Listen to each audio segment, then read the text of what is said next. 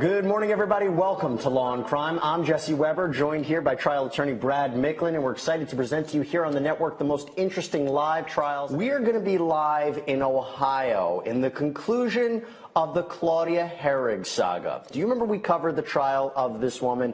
So she was charged with murdering her husband, Air Force Reserve Major Carl Hoerig, back in March of 2007.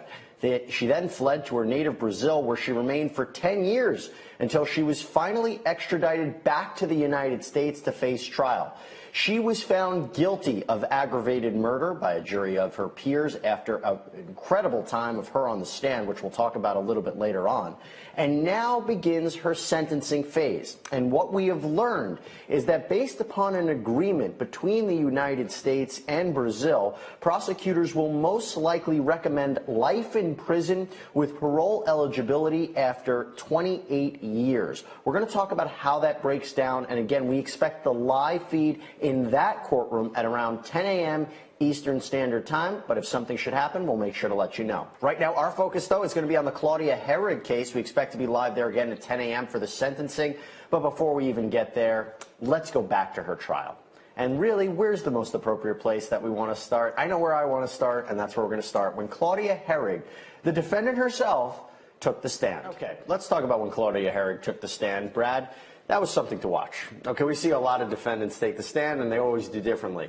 Do you think that she had a misconception about how our judicial system works and what she can say and what she can't say? I think so. I think it was a mistake for her to even take the stand in the first place. It's never a good idea, especially with a case that seemed so very clear on its facts that she would do no good by testifying for herself. But what was the idea? I mean, she was very vocal about a lot in this case, and she even at one point said she can't get a fair trial in the United States because this isn't Brazil. Now, it's her choice to take the stand, so if you're her defense attorney, what do you tell her? I would tell her not to take the stand. You don't have much control over that when a defendant wants to take the stand, and even though this wasn't a death penalty case, the punishment could be so severe that you're put into a weird place if you're her attorney trying to advise her but letting her make the decision, and apparently she was the one who made it. And do you think ultimately her testifying is what her downfall was?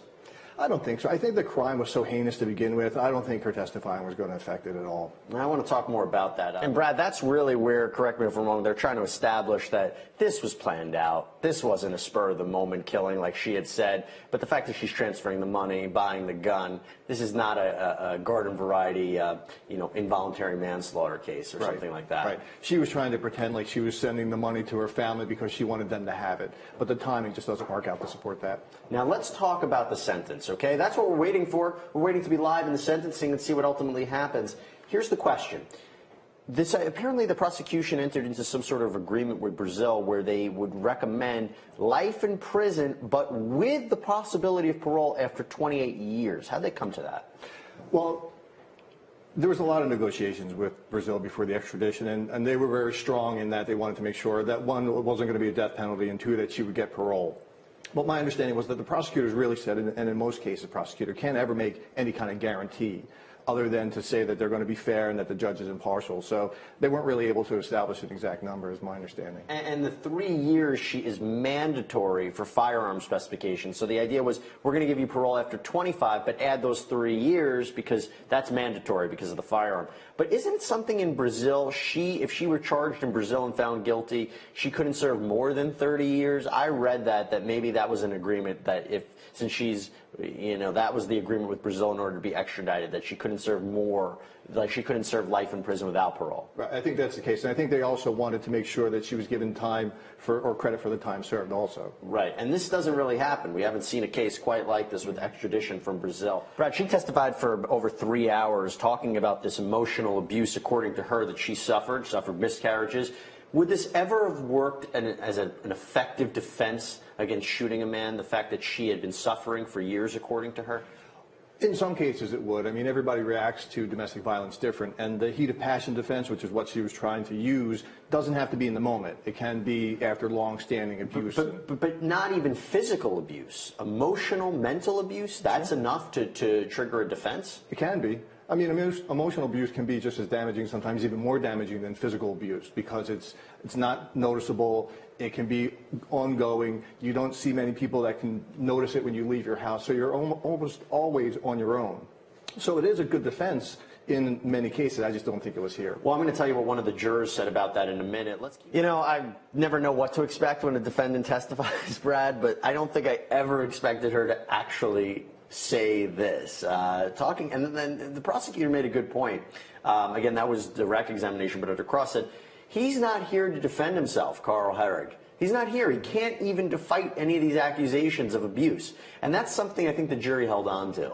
Yeah, it's always problematic when you're a defendant testifying, but you're really saying that the victim was such a bad person that it can often look to the jury like you're just trying to stamp on a man's grave. And it often plays against the person, especially in a case like this where she testified so poorly. After the verdict came down, one of the jurors said, in terms of Claudia's alleged abuse, they understood that, but you should never kill someone. Get a divorce. There's no reason to kill him. And they also said about that idea that she bought the gun to commit suicide.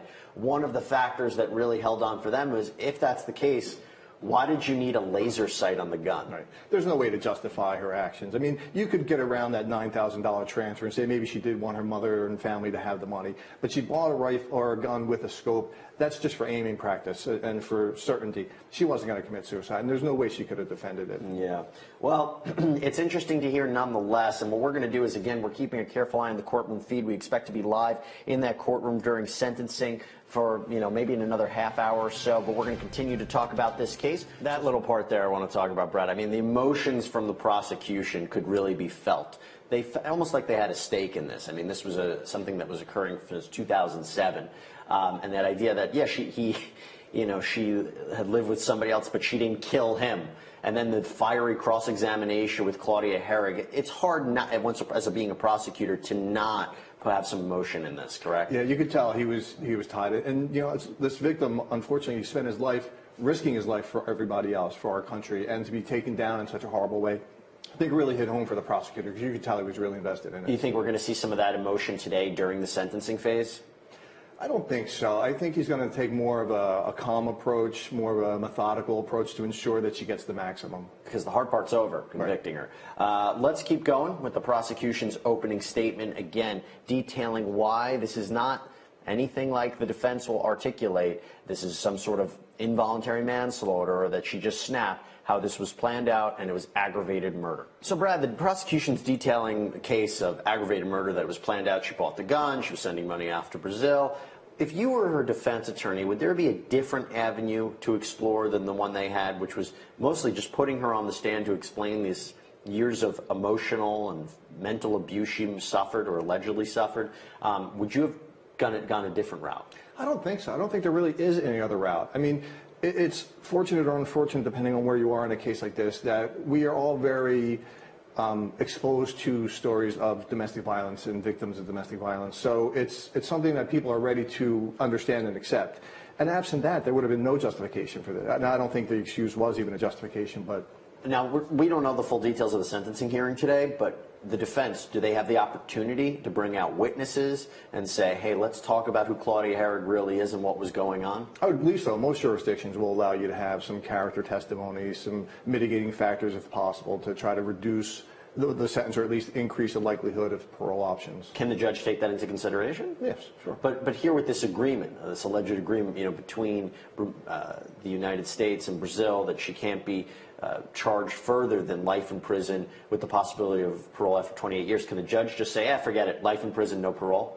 I'm really not sure. I was looking at the agreement. I'm not sure, because I believe that the prosecutor indicated that they have no control over what a judge is going to order. So I'm imagining this judge isn't really bound by the agreement, but I'm sure he's going to be influenced by it. And sometimes the judge comes forward and gives kind of a message to the world at large. We know the cameras are going to be rolling, especially in this case. Do you think the judge will take a moment and speak to this defendant about her actions before handing down the sentence? I think so. The fact that it's televised, it gives obviously a much broader audience than if it was just in a courtroom. But even in a courtroom with jury present and witnesses and the media, I think a statement would be necessary so that they can sort of educate and not have it happen again. And maybe a statement that's even different, because this is different than anything we've ever seen, considering she fled to another country. So what would the statement that the judge make, what would it be there? Well, I would hope that he would address the use or the claim of abuse leading to this. I think he would want to, or should at least try to educate that it's not an appropriate defense, that it can't be used as a catch-all if you have a bad marriage to go and kill somebody. I think that's the message that he would want to communicate, or at least should communicate. And don't escape to another country and think that you're going to be okay. Right, because the U.S. won't leave you alone. Exactly, and here it was such a remarkable case that she was extradited back to the United States. We never really see this. Okay, that statement, want to talk about it right there because it became so pivotal in that case. Have you ever seen a case before where one statement, if made, could lead someone to kill another person, and a jury could come back and say, well, they might have been justified, it might have created an impulse reaction? Because here's the idea: you create a person who's so mentally distraught, thought she was going to kill herself, threatened to kill herself, and her husband said, according to her, well, you know, if you're going to do it downstairs so you don't get blood on the artwork. Have you ever seen that actually work? No. And I mean, I guess it is possible if you've brought somebody to the brink, that one sentence would push them over, but that wasn't the case here. But even if that was the case, correct me if I'm wrong, the ballistics don't quite match up with somebody who shot another person in the heat of the moment, do they, Brad? No, not at all. I mean, again, she bought the scope, she went to target practice, she shot him in the back when he was trying to either flee or get away from her. And there's a whole discussion about whether or not he was, you know, at the bottom of the stairs, whether he was at the top of the stairs, whether she chased him, and her theory of how she did it didn't quite make sense. And then under cross-examination, she admits to firing at him one more time when he's already on the ground. I can imagine being her defense attorney and shaking their heads. Yeah, well, I mean, you're given the facts that you have, you're given the defendant that you have. Sometimes you don't have much you can do with a case like this. Again, we're waiting for the sentencing. So what are you going to be looking out for today when the sentencing hearing ultimately begins? I'd be interested to see if there's any mention to the Brazil agreement and how that would impact sentencing, or whether that they're going to just leave it in the judge's discretion. Okay, I'm back here with trial attorney Brad Micklin to break this down. Never good when a law enforcement officer talks about the statements made by the defendant. You know, no, it's hard to cross-examine any witness, but this is one of, I think, two witnesses who came forward that she made these statements. Never good. No.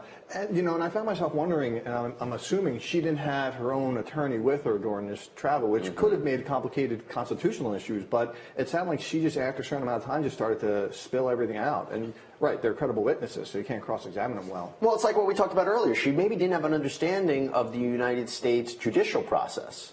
I think she did, because she fled the country. And she knew she did something wrong, but maybe she didn't understand that she had a right to an attorney, or that she shouldn't speak to these officers. I mean, she went in open court, in our courtroom, and said she can't get a fair trial here. This isn't Brazil. But she also said that when she called her father, I think it was the father who told her that there's death penalty in Ohio, get out of the state. So she had to have an idea of how the system works, which took off. And if this is true, I mean, presumably, because why would these witnesses lie about it? She was probably just trying to get herself off and explain what she did. Right. Because again, like I said before, she believes it sounds like what she did was justified, was appropriate. So of course she's going to tell her story without fear. Isn't it amazing that she was extradited back to the United States? You never see this. No, and it took a long time, I understand. And you know, I can't imagine the resources that we had to commit to something like this. But it's good to know that we do, because we have an interest in protecting our citizens from this kind of. I want to talk about her extradition, how that law changed, and how the idea that, you know, what was she a citizen of Brazil? Was she a United States citizen? We're going to talk about that in a second. Okay, you know what's interesting here, and I can't help but think about this. Even if this is all true, and we always try to see if the defendant is not telling the truth. If that story is all true, isn't that still murder? Oh, without a doubt. And the funny, not the funny thing, but you know, the strange thing, or another aspect to this, is she spent 11 years in Brazil getting ready to come back. She had to know what she was doing. She had to know what she was saying. And to go on and explain it this way, she had to have counsel before it. It's preposterous. But did she have any idea that she would actually be taken from Brazil back to the United States? She couldn't have known that. No, but over the course of the 11 years she fought it, she had to come to realize it was a chance, and she had to have legal counsel that whole time, would have been telling her to be prepared, because she was going to be tried in Brazil or here. So she had to be ready for something. What's interesting is, so she was a Brazilian citizen under the Brazilian Constitution. She couldn't actually be extradited to the United States to face charges, but the United States attorneys here in Ohio were able to convince Brazil, and particularly the Brazilian Supreme Court, that she renounced her citizenship back in 1999 when she became a U.S. citizen, And in 2016, the Brazilian Supreme Court stripped her of her Brazilian citizenship. This doesn't happen, right? This is why it's such a unique case. Have you handled extradition cases quite like this before? No, I've never seen anything quite like this before. And given the gravity of her offense, it makes sense that they would try to prosecute for so long to have her return, because we can't have people learning that that's an effective tool to use. Well, what do you think about countries that don't allow extradition? It's problematic, but it's going to depend on the situation, because the country also has an interest in protecting its own citizens as well as prosecuting crimes that are committed by its citizens. So there's always a battle between the two states or countries as to who has the greater interest. But at the same time, you don't want somebody killing somebody in one country, fleeing to their home states. Hey, it's all okay. Well, as expected, she was sentenced to life in prison with the possibility of parole after 28 years. Let's get some perspective right now from Brad Micklin. Brad, the judge seemed to echo a lot of the things that you and I were talking about. Yeah, I don't think the judge had really any choice here, because if you think it through, if she hadn't fled, she would have faced the possibility of life without parole. So because she fled, lived free for 9 or 10 years, she comes back and gets actually almost a mandatory parole sentence. It would have been grossly unfair for him to do anything less. And the judge permitted some of the family members who were affected by this killing to speak out, and really just what a nightmare it must be for them, the idea that she lived free for years. And one of them in particular said, I believe it was the brother of Carl Hoerig, that he's going to speak out at her parole hearing in, 28 years and be there to talk about Carl's memory. Yeah, the speeches were very moving. And if you notice, they focused so much more on her actions after the murder. Obviously, they lost such a tragic member of their family, but that wasn't their focus. It wasn't even about their loss. It was about her actions after, her lack of remorse, her blame of everybody.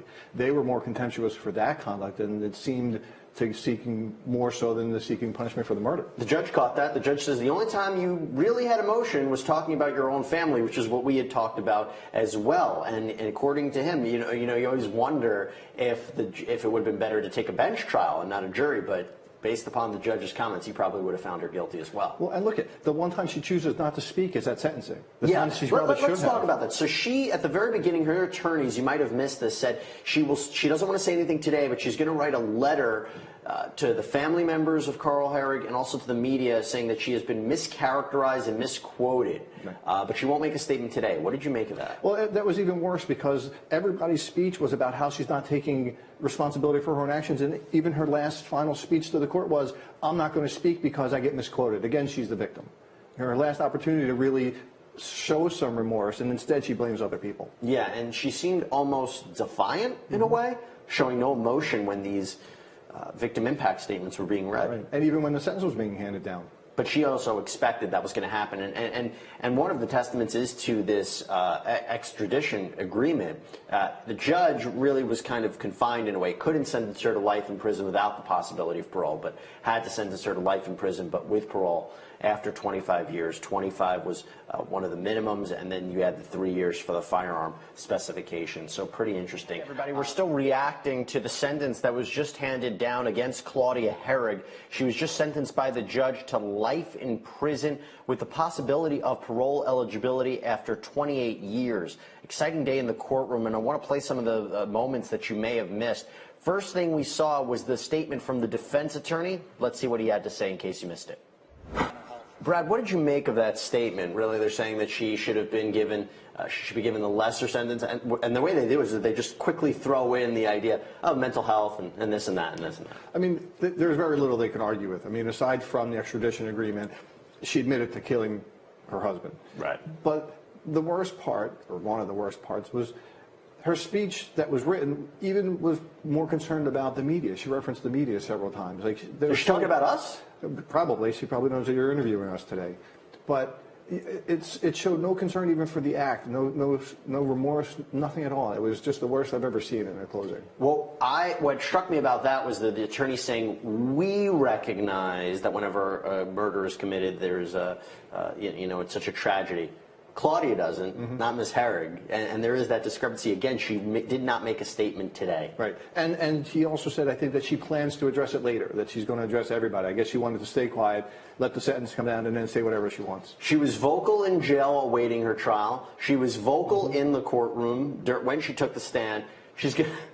I mean, I want to read this letter. I really want to read this letter, and when we get it, maybe we'll get a chance to talk about it here on the network. But before we even get there, let's continue on with today when, again, this is now the prosecution providing their statement before sentencing. Were you surprised they didn't provide a bigger statement, which we've seen in sentencings before? No, because they had provided a memorandum in advance, so the judge had all the information well thought out. I think the prosecutor wanted to let the family go forward, let the judge make its decision and not draw it out any longer. Then again, they've been so passionate in this case during the openings, the closing, when they cross-examined her. This was maybe their final attempt to speak on behalf of everybody, on behalf of the state, about what they thought of Claudia Hoerig. Yeah, perhaps they didn't think they needed it. I think between the agreement and the testimony, that I think they were confident where the case was going to go. Is there also the fear that let's not even put the family through anymore? You know, let's not even have them have to be in this courtroom with her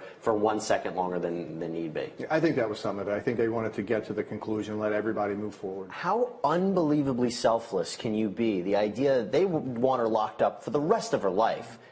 But what does he say? We will respect the idea of this extradition agreement that she could receive parole eligibility in almost 30 years. I mean, that is unbelievable. Right. And then he goes to say he would support her being paroled at that time if she takes responsibility. I mean, it was an outstanding speech. He said he's going to be there. And it's never easy making these statements, is it? No, I mean, there's so much to think about, and you're talking about 12 years since then. Right. So, I mean, they take their time, and obviously they write it out, but the emotion of the last 12 years has to come flooding back when you start to read it. And the common theme is that she just never took responsibility. Right. That's the biggest thing. Right. And I think that's what everybody wanted to see at some point, and that's obviously what the brothers are going to want to see over the course of the next 28, 30 years. Our camera was on Claudia Hoerig while these statements were going on. Hard to know what's going on in her mind, especially her mind. Do you get the sense that she still feels like the victim, that she still feels she did nothing wrong? I think absolutely. I think her refusal to make any statement, even the statement that her attorney read addressing her future conversations to the media and her stoic presence, just all suggested she still thinks she's the victim. Is she evil? She's cold in mouth, yeah. She looks evil. Now, I don't know if I heard this right. I think we have to rewind the tape. I might have missed it. Did you hear that she maybe got married in Brazil in those 10 years that she was there, living a full life? Yeah, that's what the brother said. She got married and started a business. She said it looked like she was having a great life over there. And then when she comes back to the U.S., she files a motion to dismiss for lack of speedy trial. And you mentioned that before, the idea of whether or not she knew she was going to be coming back to the United States. She knew it. She kept fighting it. Right. For 12 years, she fought it tooth and nail. Yes, but she's probably shocked that this is her fate. Because she's the victim. Now, what happens to her? And I think they take her off to prison while she appeals it. And you think she has any chance of a successful appeal? No, because she admitted it. There's no what would way be the around grounds? it. No. Well, there's always, you can make a ground, but there couldn't be any justifiable reason to overturn that. Brad Micklin, thanks so much for coming on to talk about this really bizarre case. My pleasure. Thanks. Yeah, and maybe we'll have you on if that letter comes out where she writes to the media. She'll write about us talking about Glad it. to come back. We'll definitely talk about it. Brad, thanks for coming on. Thank you.